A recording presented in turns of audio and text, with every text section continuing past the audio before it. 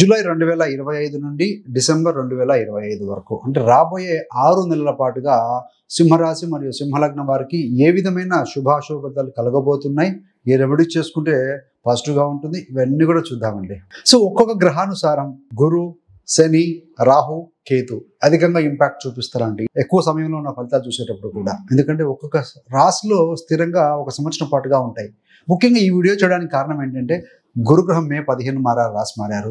18 మే నుండి రాహుకేతులు మారారు. శనేశ్వరుడు ఏప్రిల్ 1వ తారీఖు నుండి మారాడు కదా. సో ఫస్ట్ హాఫ్ 6 months అయిపోయింది. సో గ్రహాలు రాశులు మారిన వెంటనే ఫలితాలు ఇవ్వండి. ఇవన్నీ స్లో మూవింగ్ ప్లానెట్స్ కాబట్టి మెల్లిమెల్లిగా ఫలితాలు వస్తూ ఉంటాయి. సో అందుకని మనం జూలై నుండి చెప్పుకోబోతున్నాం. ముఖ్యంగా ఏది ఏమైనా ఫలితం ఏ విధంగా ఉన్నా అది పాజిటివ్గా ఉండాలి. మనం ఆ రిజల్ట్ అందిపుచ్చుకోవాలంటే ముఖ్యంగా రాశాధిపతి మరియు లగ్నాధిపతి బలంగా ఉండాలండి.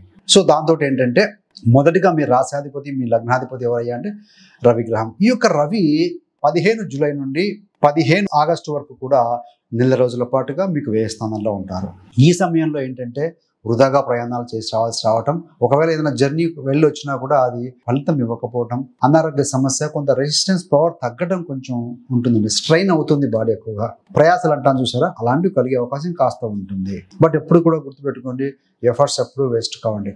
ఇదే ఈ యొక్క రవిగ్రహం యొక్క జన్మరాశిలోకి వస్తుందండి. ముఖ్యంగా 16 ఆగస్టు నుండి 15 సెప్టెంబర్ మధ్యలో మీ యొక్క జన్మరాశిలో ఉన్నప్పుడు మీలో ఒక మంచి ఆత్మస్థైర్యము, మీలో ఏంటంటే ఒక తెలియనటువంటి ఒక మంచి పాజిటివ్ పోస్చర్ ఉంటుంది. పర్సనాలిటీ డెవలప్మెంట్ కూడా బాగా ఉంటుంది. కాన్ఫిడెంట్గా ఉండగలుగుతారు.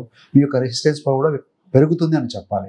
ముఖ్యంగా ప్రభుత్వానికి సంబంధించినటువంటి ఒక పరీక్షలు రాసిన, గవర్నమెంట్ సంబంధంగా ఉన్న వర్క్స్తో డీల్ చేసిన, గవర్నమెంట్ అధికారులతో డీల్ చేసిన, పొలిటికల్ వారితో సంబంధాలు నెరవేర్చుకున్న, అదేవిధంగా గవర్నమెంట్ సంబంధించిన పరీక్షలు ఎవరైనా రాస్తూ ఉన్నా అలాంటి విద్యార్థులకి కూడా వారికి కూడా బాగుంటుందో చెప్పాలండి.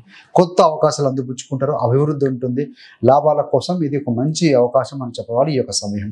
మరి ఈ యొక్క రవి గ్రహము 16 సెప్టెంబర్ నుండి 15 అక్టోబర్ మధ్యలో ఈ యొక్క మీకు 2వ స్థానంలో ఉంటారు. 2వ స్థానం అంటే కుటుంబ స్థానం, వాక్కు స్థానం, ధనస్థానం. సో మీ యొక్క పరపతిని ఉపయోగించి, మీ యొక్క మాట తీరుని ఉపయోగించి ఎదుటి వాళ్ళని అట్రాక్ట్ చేయగలుగుతారు. అదేవిధంగా మీ యొక్క మాట తీరు, కమ్యూనికేషన్ ద్వారా కూడా మంచి మంచి అవకాశాలు అందిపుచ్చుకుంటారు. కుటుంబంలో పాజిటివిటీ అనేది పెరుగుతుంది. మీ యొక్క అవసరము, మీ యొక్క నెసెసిటీ మీతోటి కుటుంబంలో మంచి అభివృద్ధి అనేది కనబడుతూ ఉంటుందండి. మాట్లాడే నైపుణ్యం పెరుగుతుంది. కౌన్సిలింగ్ సామర్థ్యం పెరుగుతుంది. ప్రభుత్వ సంబంధమైన పనులు కూడా అనుకూల సమయం అని చెప్పవచ్చండి. రవి తృతీయంలో ఉంటారు. ముఖ్యంగా 17 అక్టోబర్ నుండి 16 నవంబర్ మధ్యలో 3వ స్థానంలో ఉంటారు. తులా రాశిలో రవి గ్రహం కాస్త బలహీనం కాబట్టి ఆ సమయంలో అది నీచ రాశి అంటాం.